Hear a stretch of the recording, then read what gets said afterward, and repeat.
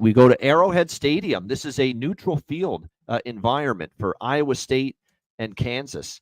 We've got Iowa State 3-point favorites, the total 50. You would expect there'll be a lot of people traveling, I'm sure, from Ames, but still you would expect to be more Jayhawk faithful in attendance for this game. I like Kansas here, +3. This is what we talked about with Pitt. You go this deep into the season undefeated, and what a heartbreaker for Iowa State to lose against Texas Tech. And I thought Texas Tech could give them a game. I'm telling you what, fade the teams laying big points this deep into the regular season when they're undefeated, and you cash some tickets. Like look at this game as a perfect. Unfortunately, Duke should have covered. That was just a brutal beat for anyone on. That was ridiculous. I mean, they're up by they are think about it. They were 21.5-point fucking underdog, and they're leading in the third quarter, and somehow they don't cover. That's unbelievable. But you deserve better if you had Duke. But again, that should have cashed.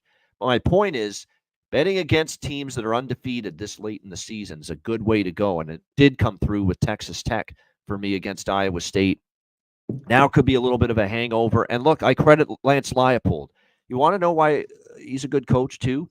This could have easily gotten away from Kansas like this whole season. And I know they're still only 2-6, but since their bye week, when things were really falling apart, they had all those games where they were in the game and they blew it late and they lost on the last possession.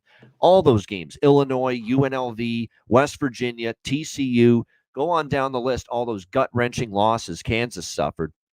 Well, they flipped the switch. They turned the page coming out of the bye week. And out of the bye week, they nearly beat Arizona State. And then they get the win against Houston. They blow them out. And then again against Kansas State over the weekend, a really good K-State team. They could have won that game right there, 29-27. So we have seen kind of new life here from Kansas the last few weeks. And they're showing that they haven't quit on this season, even though it's been a bit of a disappointing one for Jalen Daniels and company. And Iowa State coming off the first loss, the bubble burst, the dream crusher, if you will, although they're still very much alive to win the Big 12, so they shouldn't be too much out of it. But they're definitely out of the playoff now. No, that's not true. They could, whoever wins the Big 12 is in the playoff, so they could still get in. But that's now their only pathway. They have to win the conference, or else they're not getting in the playoff. I still think coming off that heartbreaker, losing in your first game of the year in that kind of fashion, not easy for me to lay points on the road or in a quasi-road game. It will be more of a Jayhawk crowd, I think, here at Arrowhead Stadium. But I still lean Kansas here, +3. C-Mac, what do you think? So do I. Of course, I love at least what I've seen since the bye. You know, they beat up Houston and then the close loss to K-State.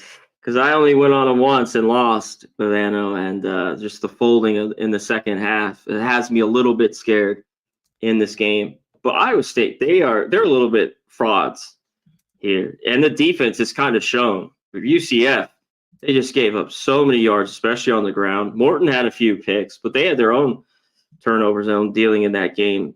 But I think this Kansas team, with especially if he's a clean game here with Neal running the football, I think they're in it as well. I just don't buy Iowa State at all.